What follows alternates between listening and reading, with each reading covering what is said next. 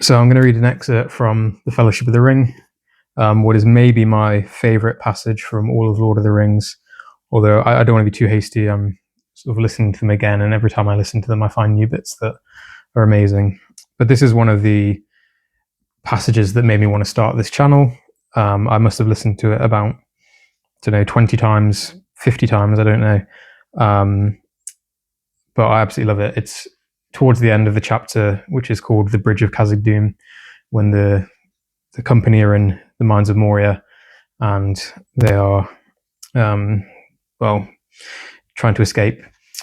And it's just so tense, action-packed, and tragic at the end. But I think it's really beautifully written, and it's a passage I'll always come back to time and time again, I think, for as long as I live.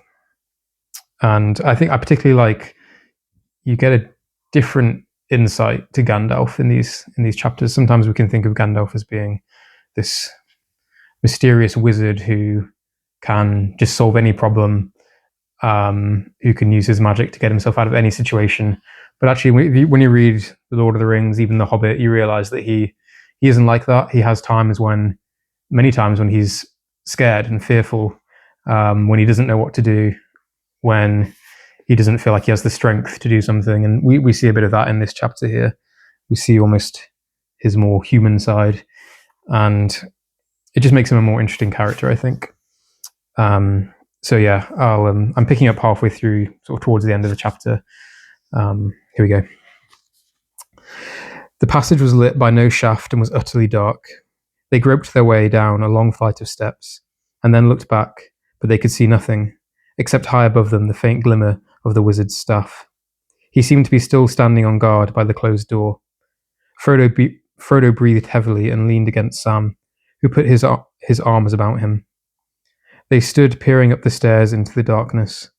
Frodo thought he could hear the voice of Gandalf above, muttering words that ran down the sloping roof with a single echo. He could not catch what was said. The walls seemed to be trembling. Every now and again the drum beats throbbed and rolled. Doom, doom. Suddenly, at the top of the stair, there was a stab of white light. Then there was a dull rumble and a heavy thud. The drum beats broke out wildly. Doom, boom, and then stopped. Gandalf came flying down the steps and fell to the ground in the midst of the company. Well, that's over, said the wizard, struggling to his feet. I have done all that I could, but I have met my match and have nearly been destroyed. But don't stand here. Go on. You will have to do without light for a while. I am rather shaken.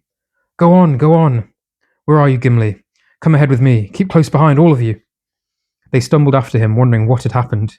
Doom, doom, went the drum beats again. They now sounded muffled and far away. But they were following. There was no other sound of pursuit, neither tramp of feet nor any voice. Gandalf took no turns, right or left, for the passage seemed to be going in the direction that he desired. Every now and again it descended a flight of steps, 50 or more, to a lower level. At the moment, that was their chief danger, for in the dark they could not see a descent until they came on it and put their feet out into emptiness. Gandalf felt the ground with his staff like a blind man.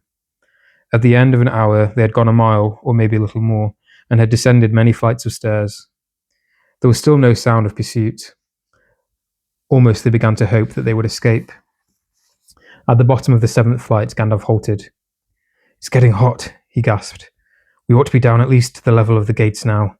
Soon I think we should look for a left-hand turn to take us east. I hope it is not far. I am very weary. I must rest here a moment, even if all the orcs ever spawned are after us. Gimli took his arm and helped him down to a seat on the step. What happened up there at the door? He asked. Did you meet the beater of the drums? I do not know, answered Gandalf, but I found myself faced suddenly by something that I had not met before. I could think of nothing to do but to try and put a shutting spell on the door. I know many, but to do things of that kind requires time, and even then the door can be broken by strength. As I stood there, I could hear orc voices on the other side. At any moment, I thought they would burst it open. I could not hear what was said. They seemed to be talking in their own hideous language. All I caught was gash, That is, fire. Then something came into the chamber. I felt it through the door, and the orcs themselves were afraid and fell silent. It laid hold of the iron ring, and then it perceived me and my spell. What it was I cannot guess, but I've never felt such a challenge. The counterspell was terrible. It nearly broke me. For an instant the door left my control and began to open. I had to speak a word of command. That proved too great a strain. The door burst into pieces. Something dark as a cloud was blocking out all the light inside, and I was thrown backwards, down the stairs. All the wall gave way, and the roof of the chamber as well, I think. I am afraid Barlin is buried deep, and maybe something else is buried there too. I cannot say. But at least the passage behind us was completely blocked. I've never felt so spent, but it is passing. And now, what about you, Frodo? There was no time to say so, but I've never been more delighted in my life than when you spoke. I feared that it was a brave but dead hobbit that Aragorn was carrying. What about me? Said Frodo. I am alive, and whole, I think. I am bruised and in pain, but it's not too bad. Well, said Aragorn, I can only say that hobbits are made of a stuff so tough that I never met the like of it. Had I known, I would have spoken softer in the inn at Bree. That spear thrust would have skewered a wild boar. Well, it did not skewer me, I am glad to say, said Frodo, though I feel as if I had been caught between a hammer and an anvil. He said no more. He found breathing painful. You take after Bilbo, said Gandalf. There is more about you than meets the eye, as I said of him long ago. Frodo wondered if the remark meant more than it said, because Frodo's wearing the mithril vest that saved his life. They now went on again. Before long, Gimli spoke. He had keen eyes in the dark. I think, he said, that there is a light ahead, but it is not daylight. It is red. What can it be? Gosh, muttered Gandalf. I wonder if that is what they meant, that the lower levels are on fire. Still, we can only go on. Soon the light became unmistakable and could be seen by all. It was flickering and glowing on the walls, away down the passage before them. They could now see their way. In front the road sloped down swiftly, and some way ahead there stood a low archway. Through it the growing light came. The air became very hot. When they came to the arch, Gandalf went through, signing to them to wait. As he stood just beyond the opening, they saw his face lit by a red glow. Quickly, he stepped back. There is some new devilry here, he said, devised for our welcome, no doubt. But I know now where we are. We have reached the first deep, the level immediately below the gates. This is the second hall of Old Moria, and the gates are near, away beyond the eastern end, on the left, no more than a quarter of a mile. Across the bridge, up a broad stair, along a wide road, through the first hall and out. But come and look. They peered out. Before them was another cavernous hall. It was loftier and far longer than the one in which they had slept. They were near its eastern end. Westward it ran away into darkness. Down the centre stalked a double line of towering pillars. They were carved like boles of mighty trees, whose boughs upheld the roof with a branching tracery of stone. Their stems were smooth and black, but a red glow was darkly mirrored in their sides. Right across the floor, close to the feet of the two huge pillars, a great fissure had opened. Out of it a fierce red light came, and now and again flames licked at the brink and curled about the bases of the columns. Wisps of dark smoke wavered in the hot air. If we had come by the main road down from the upper halls, we should have been trapped here, said Gandalf. Let us hope that the fire now lies between us and pursuit. Come, there is no time to lose. Even as he spoke, they heard again the pursuing drumbeat. Doom, doom, doom. Away beyond the shadows at the western end of the hall, there came cries and horn calls. Doom, doom, and pillars seemed to tremble and the flames to quiver. Now for the last race, said Gandalf. If the sun is shining outside, we may still escape. After me. He turned left and sped across the smooth floor of the hall. The distance was greater than it had looked. As they ran, they heard the beat and echo of many hurrying feet behind. A shrill yell went up. They had been seen. There was a ring and clash of steel. An arrow whistled over Frodo's head. Boromir laughed. They did not expect this, he said. The fire has cut them off. We are on the wrong side. Look ahead, called Gandalf. The bridge is near. It is dangerous and narrow. Suddenly Frodo saw before him a black chasm. At the end of the hall, the floor vanished and fell to an unknown depth. The outer door could only be reached by a slender bridge of stone, without curb or rail, that spanned the chasm with one curving spring of 50 feet. It was an ancient defense of the dwarves against any enemy that might capture the first hall and the outer passages. They could only pass across it in single file. At the brink, Gandalf halted, and the others came up in a pack behind. "Lead the way, Gimli," he said. "Pippin and Merry next. Straight on, and up the stair beyond the door." Arrows fell among them. One struck Frodo and sprang back. Another pierced Gandalf's hat and stuck there like a black feather. Frodo looked behind. Before the fire, he saw swarming black figures. There seemed to be hundreds of orcs. They brandished spears and scimitars, which shone red as blood in the firelight. Doom, doom, rolled the drumbeats, growing louder and louder. Doom, doom. Legolas turned and set an arrow to the string, though it was a long shot for his small bow. He drew, but his hand fell, and the arrow slipped to the ground. He gave a cry of dismay and fear. Two great trolls appeared. They bore great slabs of stone and flung them down to serve as gangways over the fire. But it was not the trolls that had filled the elf with terror. The ranks of the orcs had opened, and they crowded away, as if they themselves were afraid. Something was coming up behind them. What it was could not be seen. It was like a great shadow, in the middle of which was a dark form, of man shape maybe, yet greater, and a power and terror seemed to be in it and to go before it. It came to the edge of the fire, and the light faded as if a cloud had bent over it. Then, with a rush, it leaped across the fissure. The flames roared up to greet it, and wreathed about it, and a black smoke swirled in the air. Its streaming mane kindled and blazed behind it. In its right hand was a blade like a stabbing tongue of fire. In its left hand it held a whip of many thongs. "Aye, aye," wailed Legolas. A Balrog has come." Gimli stared with wide eyes. "Durin's bane," he cried, and letting his axe fall, he covered his face. "A Balrog," muttered Gandalf. "Now I understand." He faltered and leaned heavily on his staff. "What an evil fortune, and I am already weary." The dark figure streaming with fire raced towards them. The orcs yelled and poured over the stone gangways.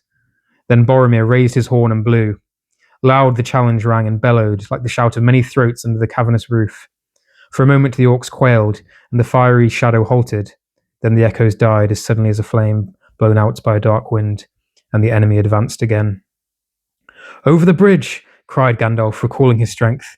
"Fly! This is a foe beyond any of you. I must hold the narrow way. Fly!" Aragorn and Boromir did not heed the command, but still held their ground, side by side, behind Gandalf at the far end of the bridge. The others halted just within the doorway at the hall's end and turned, unable to leave their leader to face the enemy alone. The Balrog reached the bridge. Gandalf stood in the middle of the span, leaning on the staff in his left hand. But in his other hand, glamoring, gleamed, cold and white. His enemy halted again, facing him, and the shadow about it reached out like two vast wings. It raised the whip, and the thongs whined and cracked. Fire came from its nostrils, but Gandalf stood firm. "You cannot pass," he said. The orcs stood still, and a dead silence fell. "I am a servant of the secret fire, wielder of the flame of Arnor.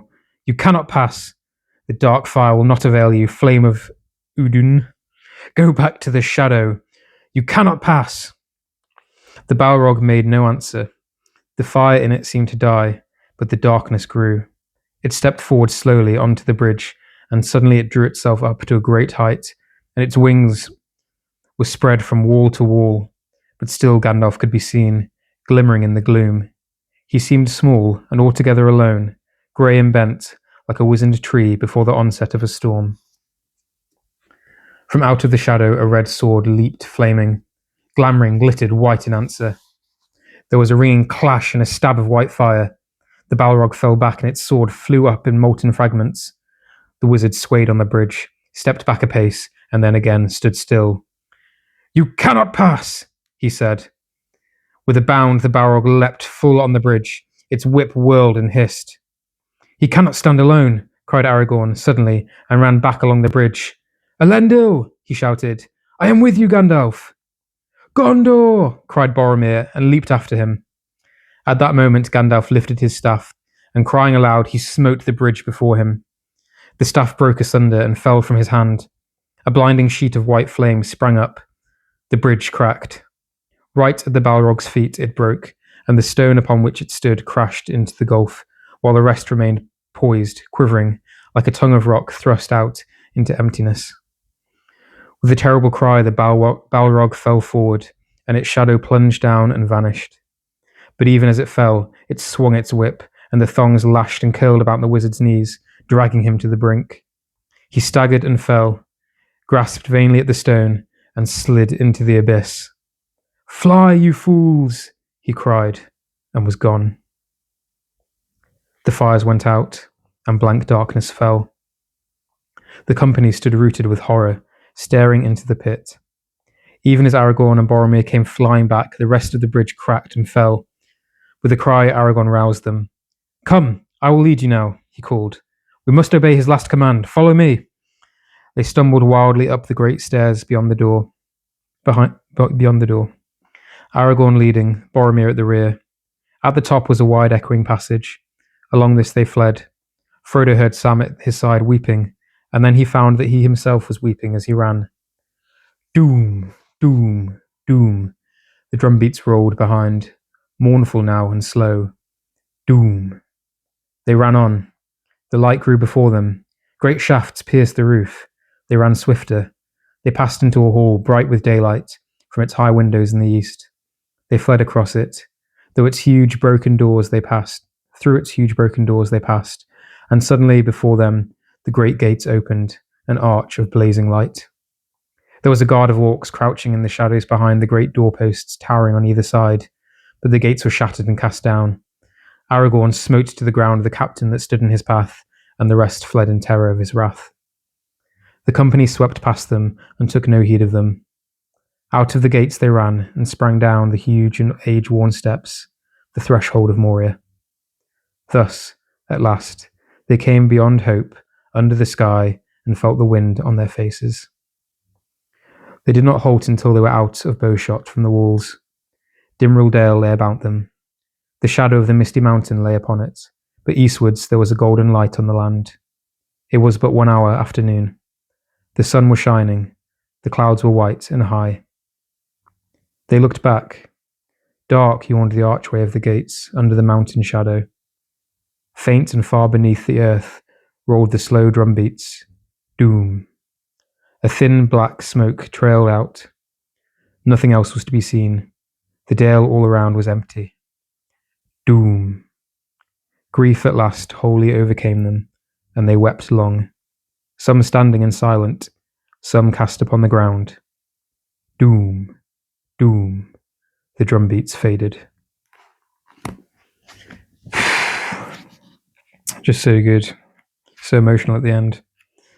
And I think one of my favourite parts that I just love this metaphor was when it said, "But still Gandalf could be seen, glimmering in the gloom.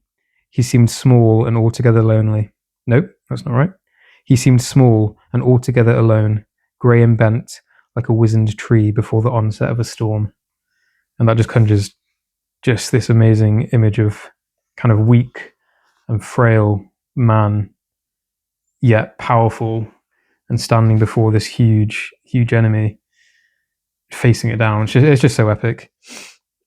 And I love the bit at the end.